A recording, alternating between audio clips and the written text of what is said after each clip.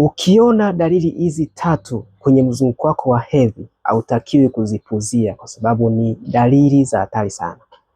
Dalili ya kwanza ni kama unapata maumivu makali sana hadi unashindwa kufanya kazi yoyote. Hiyo ni dalili mbaya sana.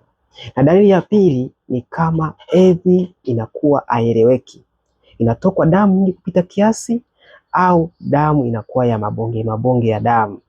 Hiyo ni hali ambayo hautakiwi kuipuuzia.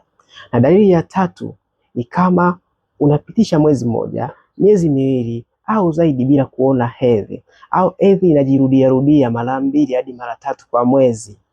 Hiyo ni hali mbaya sana. Ikiwa unapata mojawapo ya dalili nilizozielezea au una changamoto zote hizi za mzunguko wa hedhi, hakikisha unafuatia matibabu mapema sana. Unaweza ukachukua namba kwenye profile kuwasiliana ili niweze kupatia package maalum ambayo itakusaidia kuondokana na hizo changamoto.